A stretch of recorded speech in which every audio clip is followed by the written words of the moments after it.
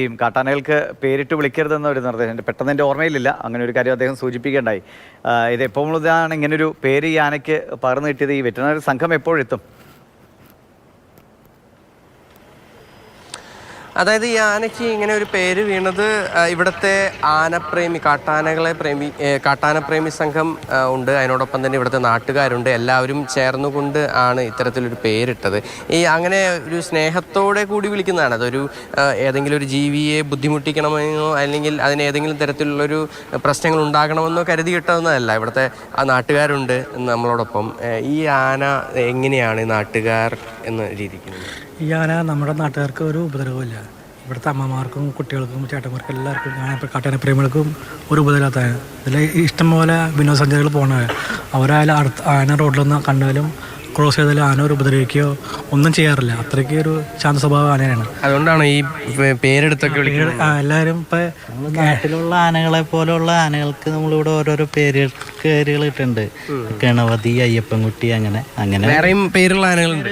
ആനകൾക്ക് ഇഷ്ടംപോലെ പേര്, കട്ടപ്പയുണ്ട്, അങ്ങനെ ഇഷ്ടംപോലെ ആനകളുണ്ട്. പേരുകൾ നമ്മൾ ഇടാറുണ്ട്. അതായത് നാട്ടിലെ ആനകളോട് ഏകദേശം സാമ്യം തോന്നുന്ന ആനകളെ നമ്മളിവിടെ കാണുകയാണെങ്കിൽ അതിന് നമ്മൾ പേരിട്ട് കൊടുക്കും. അങ്ങനെയാണ് നമ്മൾ ഗണപതി എന്നൊരു പേരിട്ടത്. നിങ്ങൾ ഈ സ്ഥിരം ഈ ആനേനെ കാണാറുണ്ടല്ലോ, അപ്പോൾ സാധാരണഗതിയിൽ ഈ ആനയുടെ ഒരു ശരീരപ്രകൃതിയും ഇന്നത്തെ ഒരു ശരീരപ്രകൃതി, ഇന്നും നിലയ്ക്കായിട്ടുള്ള ശരീരപ്രകൃതി, അതിലെന്താണ് ഒരു മാറ്റം നിങ്ങൾക്ക് തോന്നുന്നത് ശരിക്കും?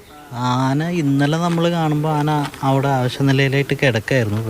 അത് കഴിഞ്ഞിട്ടാണ് ഇപ്പോൾ ആന എഴുന്നേറ്റേക്കണത്. അത് ഈ മുൻപ് നിങ്ങൾക്ക് കാണുന്ന സമയത്ത് ഈ ആനയുടെ ആരോഗ്യസ്ഥിതി എങ്ങനെയായിരുന്നു? എത്രത്തോളം ഒരു ഉന്മേഷവും ആനയായിരുന്നു. അതായത് വളരെ നല്ല ആരോഗ്യത്തോടു കൂടി നല്ല അടിപൊളിയായിട്ട് നടക്കുന്ന ഒരു ആനയായിരുന്നു. ഇന്നലെ മുതലാണ് ഇപ്പോൾ നമ്മൾ ഈ ആന തീരെ അവശതയായിട്ട് കാണുന്നത്. കാരണം ഇതിനു മുന്നേ ആൾക്കൊരു 2 വർഷം മുന്നാന്ന് തോന്നുന്ന ആൾ ഇതിനു മുന്നും ഒരു അവശതയായി. അപ്പോൾ ഇതേപോലെ തന്നെ ഡോക്ടർമാർ വന്ന് പരിചരിച്ച് ആണ് വീണ്ടും റെഡിയായത്. പിന്നെ ഇപ്പോഴാണ് ആന ഒന്ന് അവശതയായിട്ട് കാണുന്നത്. ഇന്നൊക്കെ തീരെ കിടപ്പിലായിരുന്നു.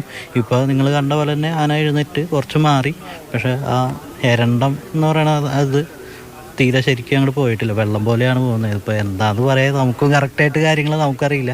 എന്തായാലും ഡോക്ടർമാർ വരുന്നുണ്ട്. നമുക്ക് അവർ സ്ഥിരം കാണുന്നവരെന്ന നിലയ്ക്ക് ശാസ്ത്രീയമായുള്ള കാര്യങ്ങളല്ല, നിങ്ങൾ കാഴ്ചയിൽ എന്താ തോന്നുന്നതെന്ന് ഞാൻ ചോദിച്ചത്. അതായത് ആനയുടെ പ്രശ്നങ്ങൾ എന്താണെന്നല്ല, അതിൻ്റെ ഒരു ശരീരപ്രകൃതിയിൽ എന്താ മാറ്റം തോന്നുന്നത്? അതായത് തീരെ അവശനായിരുന്നു ഇന്നലെയൊക്കെ തീരെ അവശനായിരുന്നു. ഇന്നിപ്പോൾ അത്ര വലിയ കുഴപ്പമില്ലെന്ന് തോന്നുന്നില്ല. കുറച്ച് ഇവിടെ നിന്ന് നിലവിൽ കാണുമ്പോൾ ആന ഇപ്പം നിലവിൽ കുഴപ്പമില്ല. എന്നാലും ആ ഒരു എന്താ പറയുക, വയറ്റിന്ന് പോവാത്തതിൻ്റെ ഒരു ഇത് കാണിക്കുന്ന ആന. ഇത്രയും നേരം നമ്മൾ ഇവിടെ നിന്നിട്ടും ആന തീറ്റ എടുക്കുന്നൊന്നും കണ്ടില്ല. അതായത് രാവിലെ ഒരു 6:30 മുതൽ നമ്മൾ കണ്ടില്ല. ആന മണ്ണ് വരെ എറിയുന്നുണ്ടാനും കുറച്ച് മണ്ണ് കഴിക്കുന്നുണ്ട്. പക്ഷെ ആനയുടെ ഇതായിട്ടില്ല, ഉഷാറായിട്ടില്ല. തീറ്റ എടുക്കാൻ ആനയ്ക്ക് ഇതുവരെ പറ്റുന്നില്ല. തീറ്റ എടുത്താൽ നമുക്ക് എന്തെങ്കിലും സാധാരണ ആന പന മറിക്കാനൊക്കെ ആനയെ വളരെയധികം നിരീക്ഷിക്കുന്ന ചെറുപ്പക്കാരാണ് നമ്മളോട് കാര്യങ്ങൾ പറയുന്നത്. ആനയുടെ ഒരു ബുദ്ധിമുട്ട് ആണ് അവർ വിവരിക്കുന്നത്. എന്തായാലും കോട്ടനാട്ടിൽ നിന്നുള്ള വിദഗ്ധ സംഘം വൈകാതെ തന്നെ അങ്ങോട്ടേക്ക് എത്തിച്ചേരും. ആനയ്ക്ക് എന്താണ് സാധ്യമായ രീതിയിൽ ചികിത്സ ലഭ്യമാക്കാൻ കഴിയുമോ എന്നൊക്കെ പരിശോധിച്ച് വേണ്ട നടപടികൾ എടുക്കും. ലിഷോയാണ് വിവരങ്ങൾ പങ്കുവയ്ക്കുകയും ചെയ്തു.